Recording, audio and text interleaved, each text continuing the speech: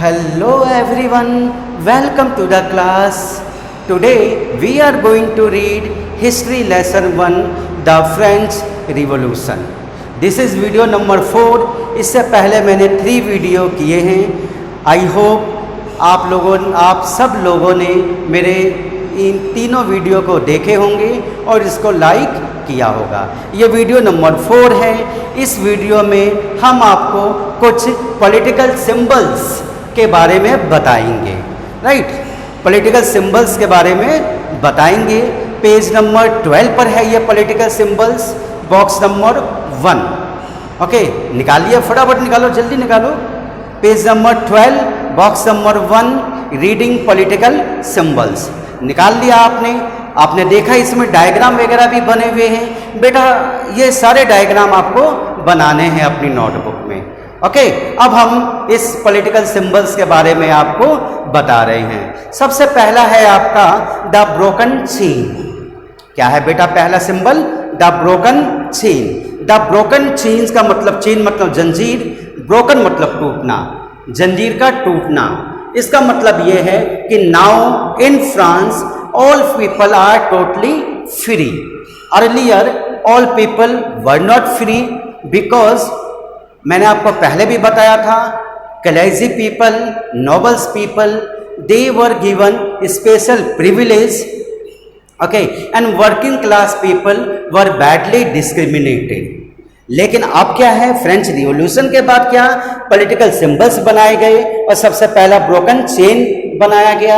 इस broken chain के अनुसार जितने भी वर्किंग क्लास के लोग थे या स्लेव पीपल थे, स्लेव मतलब गुलाम, स्लेव लोग थे, now they are totally free. They have equal opportunity, they have right in the society. तो ये चीजें इसमें है. ठीक है, the broken chain it means no people are free, no, it means now people are free from slavery system.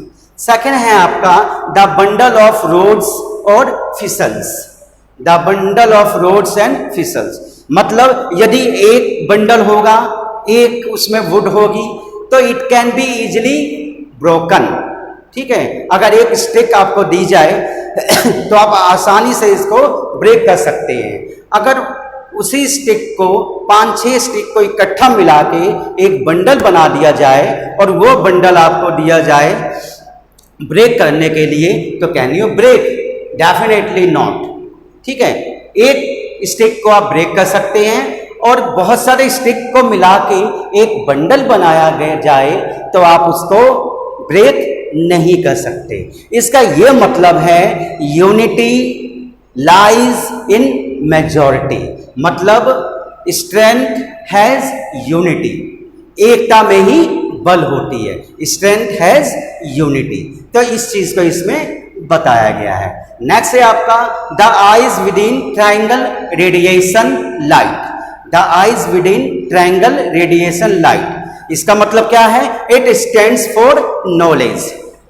ये किसके बारे में बताया गया है? It stands for knowledge. जैसा कि आप जानते हैं कि the sun rays remove all the darkness. आपको पता ही है, रात होती है, रात में अंधेरा होता है और जैसे ही सुबह होता है सन की सूरज की किरणें निकलने लगती हैं and the rays of the sun remove all the darkness from the earth and give us light.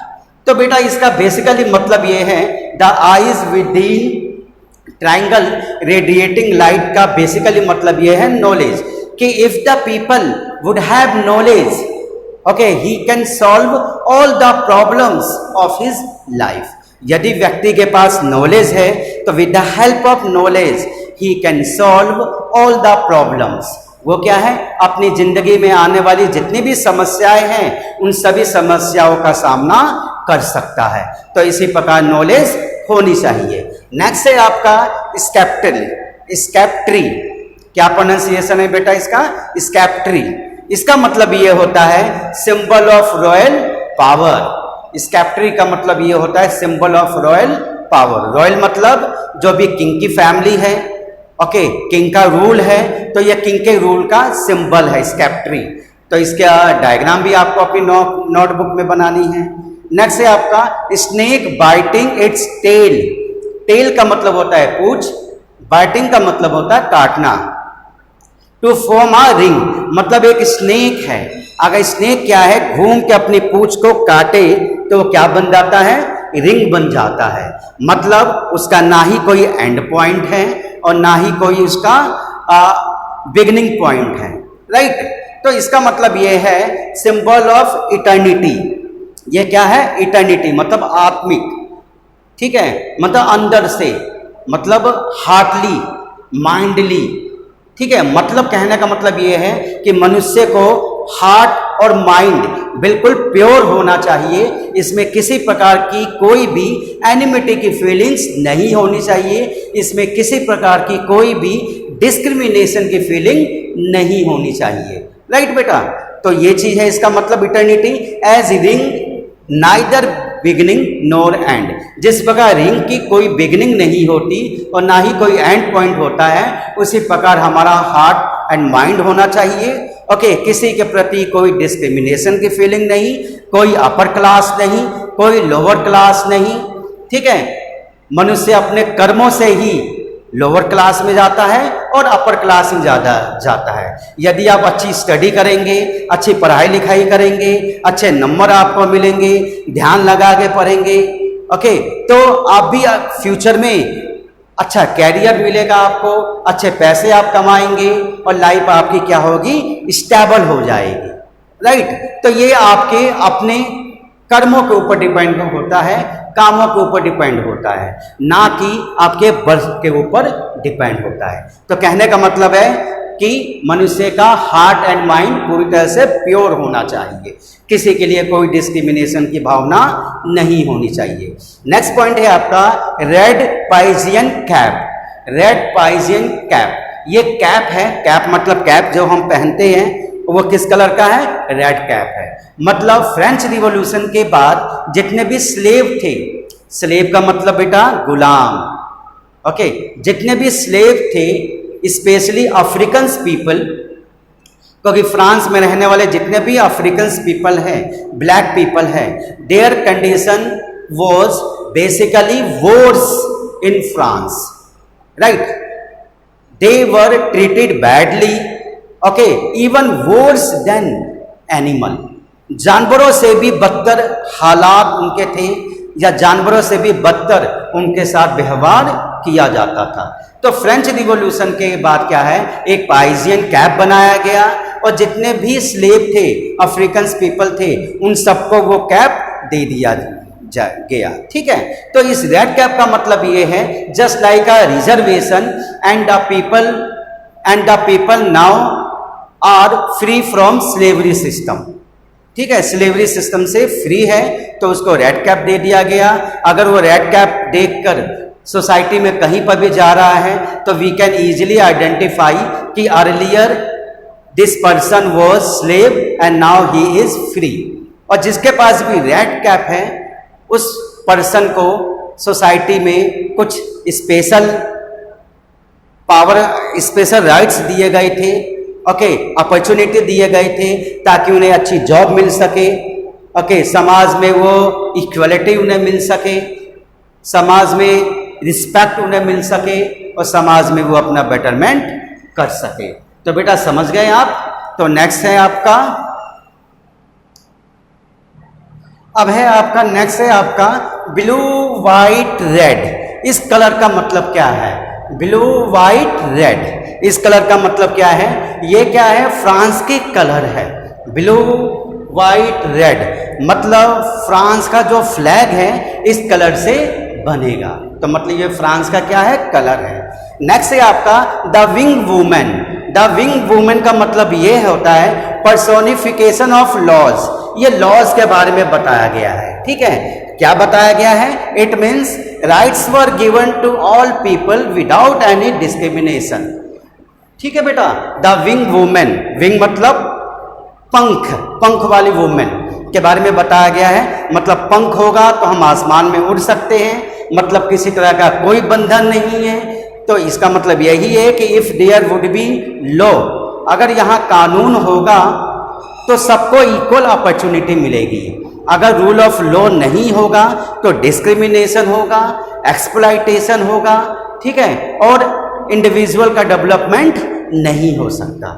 Next है आपका द लॉ टैबलेट। ये क्या है? The law is the same for everyone. Law tablet का मतलब ये है कानून क्या है? सबके लिए एक समान है। कानून की नज़र में कोई रिच नहीं, कोई पुअर नहीं, कोई किंग नहीं, कोई सर्वेंट नहीं। कानून क्या है? लॉ क्या है? सबके लिए इक्वल है। ओके, लॉ कभी भी किसी को डिस्क्रिमिनेशन के साथ नहीं देखता, ठीक है, और जस्टिस मतलब न्याय लोगों को मिलता है। जिसने अपराध किया है उसको न्याय मिलेगा, और जिसने अपराध नहीं किया है, इनोसेंट है, ठीक है, उसको कानून क्या है? फ्री कर देगा। And there is equal opportunity, और सबको क्या होगा? इक्वल अपॉर्चुनिटी होगी, ठीक है। No special privilege was given, किसी को स्पेशल प्रिविलेज नहीं दी गई थी, ठीक है। तो आप समझ चुके हैं ये 9 पॉलिटिकल सिंबल्स के बारे में हमने आपको बताया। अब इसके साथ ही आपकी एक्टिविटीज भी है। ओके, एक्टिविटीज के क्वेश्चंस भी आपको हम बता देते हैं। एक्टिविटीज में फर्स्ट क्वेश्चन है आपका identify the symbol in box 1, ठीक है। बॉक्स 1 में जो सिंबल है उसको हमें आइडेंटिफाई करना है। विच stands for liberty, equality and fraternity, ठीक है। बॉक्स 1 में क्या है? ब्रोकन चेन, ठीक है बेटा। तो ब्रोकन चेन का मतलब क्या है? Now people are totally free and all people are given equal opportunity, ठीक है बेटा। सभी लोगों को लिबर्टी, लिबर्टी मतलब स्वतंत्रता, इक्वालिटी मतलब समानता, we all are equal, and fraternity मतलब we should have the feeling of brotherhood. तो ये चीजें दी गई हैं, समझ गए बेटा इसका। सेकंड क्वेश्चन है आपका explain the meaning of the painting of declaration of rights of man and citizen, ठीक है। फिगर 8 हमारा क्या है? ये है द विंग वूमेन। इसमें क्या बताया गया है? Declaration of rights and man, ठीक है। Declaration of rights of man and citizen मतलब हर मनुष्य को अधिकार दिए गए हैं, राइट्स दिए गए हैं। पहले क्या था? क्लर्जी और नोबल्स लोगों को ही राइट्स दिए गए थे, स्पेशल पावर दिए गए थे। लेकिन अब क्या है? फ्रांस में हर आदमी को, हर सिटीजन को, हर मैन को राइट्स दिए गए हैं, इक्वल अपॉर्चुनिटी दी गई है, ठीक है। अपने पॉलिटिकल ऑर्गेनाइजेशन बनाने के लिए, सोसाइटी बनाने के लिए, क्लब बनाने के लिए, ठीक है। और freedom of speech and expression दिया गया है, एबोलिशन ऑफ स्लेवरी सिस्टम है। तो कहने का मतलब है हर तरह के अधिकार दिए गए हैं इसमें, राइट, समझ गए। नेक्स्ट क्वेश्चन है बेटा आपका question number 3, compare the political rights which the constitution of 1791 give to its citizen. Political rights के बारे में बताना है कि कॉन्स्टिट्यूशन ऑफ 1791 ने कौन कौन से पॉलिटिकल राइट्स लोगों को दिए, राइट। तो फ्रांस में क्या है? पहले वोटिंग राइट्स नहीं दिए जाते थे, लेकिन 1971 के जो कॉन्स्टिट्यूशन है इसने सबको वोटिंग राइट्स दिए। सबको मतलब all the man above 20 years paying tax to the government were given voting rights. समझ गए बेटा? जो भी मनुष्य 25 ईयर से ऊपर है, गवर्नमेंट को टैक्स पे कर रहा है, उनको वोटिंग राइट्स दिए गए थे। And the people those who are not paying tax had not property were not given voting rights. Women were also not given voting rights. Okay, तो ये चीजें हैं। नेक्स्ट क्वेश्चन है आपका which group of French society would have gained and which were dissatisfied. France में 3 community के लोग थे, आपको बताया गया था। क्लर्जी लोग जो कि फर्स्ट स्टेट में थे, स्टेट की स्पेलिंग पहले भी बताई थी आपको, ESTATE। सेकंड स्टेट में नोबल्स लोग थे, डेफिनेटली उनको कोई बेनिफिट नहीं मिला होगा रिवॉल्यूशन के बाद। रिवॉल्यूशन के बाद वो परेशान हो गए होंगे। क्यों परेशान हो गए? क्योंकि all their rights were taken away.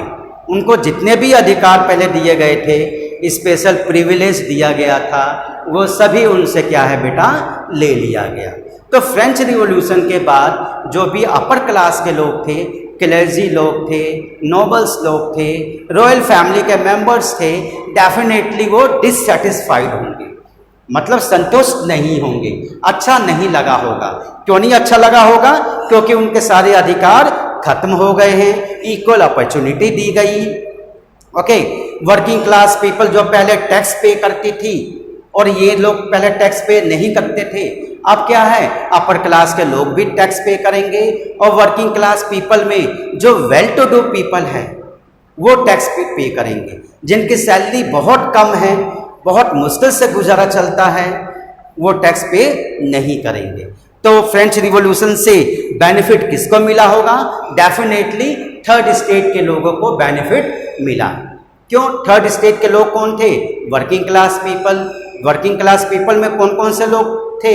Peasant, artisan, farmer, labour, trader, merchant, businessman, teachers, doctors, engineers. कहने का मतलब है क्लेर्जी और नोबल्स पीपल के अलावा जितने भी लोग थे वो वर्किंग क्लास पीपल में आते थे।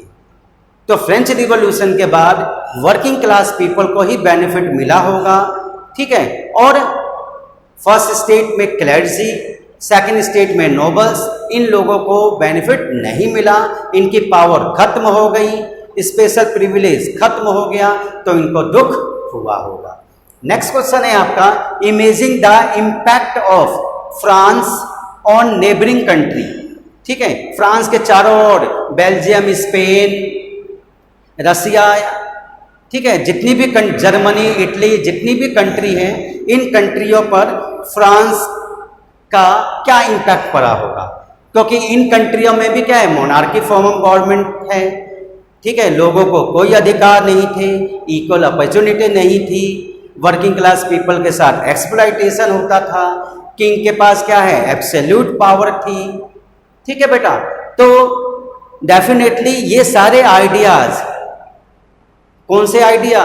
Concept of liberty, equality and fraternity in country में गई होगी, इन कंट्री के लोगों ने सुना होगा, इन कंट्री के लोग भी चाहते होंगे कि there should be the concept of liberty, equality and fraternity होनी चाहिए, declaration of man and citizen rights होने चाहिए, ठीक है, और एबॉलिशन ऑफ स्लेवरी सिस्टम होना चाहिए। तो ये सारी चीजें दूसरे कंट्री में गई। How would the king trader have reacted on this news? जो किंग है, जो अपर क्लास के लोग हैं, डेफिनेटली उनको अच्छा नहीं लगा होगा, उन्हें भी डर होगा। दे ऑल्सो अफ्रेड कि उनकी कंट्री में भी रिवॉल्यूशन ना हो, उनकी कंट्री में भी प्रॉब्लम क्रिएट ना होनी शुरू हो, ठीक है। और जो भी ट्रेडर है, बिजनेसमैन है, थर्ड स्टेट के लोग हैं, उन्हें अच्छा लगा होगा कि उन्हें भी अपनी कंट्री में रिवॉल्यूशन करना चाहिए, गवर्नमेंट के अगेंस्ट जाना चाहिए, तो उन्हें भी इक्वल अपॉर्चुनिटी मिलेगी। तो ठीक है बेटा, पेज नंबर 12 में जितने भी पॉलिटिकल सिंबल्स है वो मैंने आपको बताया। पेज नंबर 13 पर एक्टिविटीज़ के क्वेश्चन से 5 उनके आंसर भी मैंने आपको बताया। तो ये आपको अपनी नोटबुक में करने हैं। Thank you.